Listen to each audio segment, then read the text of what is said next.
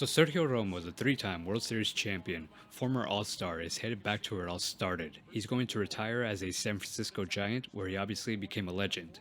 And he's going to pitch at least one more time in front of his home fans in San Francisco today, March 27th, 2023. I wanted to take this opportunity to look back on what I think is one of the best pitched innings of all time. And I'm talking about Game 4 of the 2012 World Series between the Giants and Detroit Tigers. It's 4-3 in the bottom of the 10th inning at Comerica Park. And Sergio Romo, who grew up a Dodger fan, is trying to close out a World Series championship for his San Francisco Giants. I mean, if you're an aspiring pitcher, this inning is a masterclass in how to get into the mind of the opposing hitter. It's a classic pitcher v batter. Here's my best stuff, now try and hit it matchup. And here's the game plan. One slider after another to right-handed batters. So if you're a right-handed batter, you look for the slider away. That's your best way of guessing location. So true to what Tim McCarver says, Austin Jackson gets a slider called for strike one, maybe just a bit off the plate. Next pitch, Romo yanks his slider a little too much, and it's not fooling Jackson one bit, so the count goes to 1-1. Next pitch, a slider backs up, catches too much of the plate, and Jackson put a good swing on it, but it's a foul nonetheless. It's now 1-2, 3 straight sliders to begin the at-bat. What do you think Romo goes to next? Filthy, just pure filth right there. I mean, there's just no way. Jackson has no chance, even though he knows what's coming. He's thinking fastball as the pitch is being delivered because that's what it looks like coming out of the hand. And unluckily for him, Romo just happened to throw the best disguised slider of the inning so far with 2 strikes. I mean, there was no way he could resist right there. So 4 pitches, 4 sliders. And now how does Romo approach the left-hand hitting Don Kelly? Pinch hitting for a young right-handed hitting Avisel Garcia. And because Kelly is a left-handed batter, Romo will go away from the slider and throw fastballs.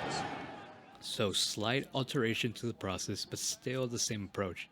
And as we'll see, same result. Now, you look at this pitch, it's got a nasty fade to it at the end, and it's 88 miles per hour. That is many pitchers' changeup nowadays. To me, that kind of looks like a changeup with the arm action and the movement at the end. But Tim McCarver says it's a fastball. More precisely, it's supposed to be a sinker. Pitch Effects says it's a sinker, and Brooks Baseball notes that in 2012, Romo's sinker averaged 87.84 miles per hour, which coincides with our first pitch strike. Now, I don't know, to me that just definitely seems like a changeup. And I'm sure for Don Kelly, a career .628 OPS hitter, he's used to seeing fastballs in the 90 mile per hour range, probably mid 90 mile per hour range. So this 88 mile per hour sinker with fade is definitely throwing him off. Especially when you factor in that he hasn't had a single plate appearance since Game 2 of the ALDS 3 weeks earlier. Anyway, Romo comes back with that same sinker/changeup. It doesn't have quite the exact same fade as the last one, but similar. Kelly, to his credit, lays off. Next pitch, the sinker almost fools Kelly. He checks the swing, but again, same pitch, same location. And so now the count is 2-1. Kelly probably thinks he's in the driver's seat. Maybe thinking he's going to get something faster, or at least something flatter. Nope. Same 87 mile per hour sinker that I still am going to insist looks like a changeup. And I'm pretty sure Kelly thinks this too, given how early his swing was. I mean, you would think he tweaked something with that swing. Romo looked like he might have tweaked something on his follow through. But he'll be fine. As Tim McCarver says, I guess it better be more than a tweak in this situation in the World Series. And that's kind of who Sergio Romo was his entire career. He was a grinder. Unselfish, as his future manager on the Dodgers, Dave Roberts, once said. And he was just a team-first player. He set up for the Giants early in his career. He had to take the closer role when Brian Wilson got hurt, and he did a remarkable job. And even when he lost the closer's role in 2014, Romo unselfishly just did what he always did and helped the Giants win the World Series out of that bullpen. So anyway, we now have a 2-2 count. And now there's no doubt in Kelly's mind what Romo is bringing. Now that he's seen the exact same pitch 4 times in a row, he's obviously geared up for it, right? Yeah, just no chance. 5 straight sinkers, and like Jackson before him, Romo threw probably the nastiest of the bunch with 2 strikes. So, 4 sliders to the righty, 5 sinkers/changeups to the lefty. If Romo's shown us anything, it's that he's consistent. That's obviously what Miguel Cabrera picked up in the on-deck circle, but he takes his backdoor slider on the outer part of the plate for strike 1. Now Miggy had already homered to right field earlier in the game. He knows that Romo is going to attack away. So why didn't he swing at this first pitch, which looked a bit more hittable, at least in comparison to the sliders that Jackson got? Honestly, I just Don't think Miggy was expecting that pitch to back up. I think he was looking for something that faded away from him, not went back to him. Of course, it won't be the last time that Miggy's caught off guard in this at-bat. A one pitch, way outside, and Miggy's too good of a hitter to chase that. Or is he? Cabrera swings and misses through his 1-1 slider, and it kinda looks like the exact same slider as the 0-1 pitch. Maybe stays up just a bit and not as far aside, but honestly nowhere close to the plate. He's gonna get it again. And so now the Triple Crown winner is one strike away from ending the season with a better taste in his mouth. Next pitch, and it's a slider way off the plate, probably the worst one thrown by Romo in the entire inning. You see Miggy trying to smile, trying to keep his spirits up.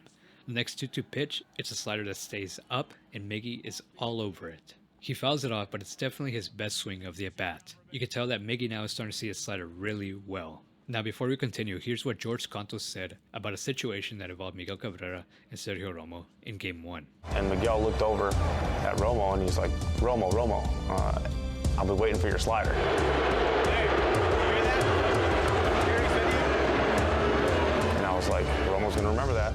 And remember that he did. On a 2-2 count after throwing 9 straight sliders to right-handed hitters with the whole ballpark, the whole world, and more importantly, Miguel Cabrera, expecting Romo to throw a pitch he threw 61.5% of the time in 2012 overall, and 28.4% of the time to put away hitters. Sergio Romo shakes Buster Posey off and fools the 2012 AL MVP with this. Again, the 2-2 pitch. Got him looking, and the Giants have won it all. An 89-mile-per-hour sinker, and make no mistake folks, that was a big league sinker, right down the middle to the future Hall of Famer, one of the best hitters of his generation, absolutely, disgustingly fooled. All sliders to right-handed batters in the 9th inning, except the last pitch to Miguel Cabrera, a fastball that fooled everybody, including the guy with the bat in his hand. And that's part of why I love this game of baseball so much. It has a way of elevating players like Sergio Romo as much as it finds a way to humble giants such as Miguel Cabrera. And as a lifelong Dodger fan, all I can really say is respect and good luck in retirement. Let's go, fellas!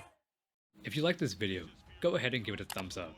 And as always, don't forget to comment down below and subscribe to your favorite torta. Also, hit that bell button while you're at it. In the meantime, here's a video on the left that I think you'll enjoy, and here's a video on the right that the rhythm recommends.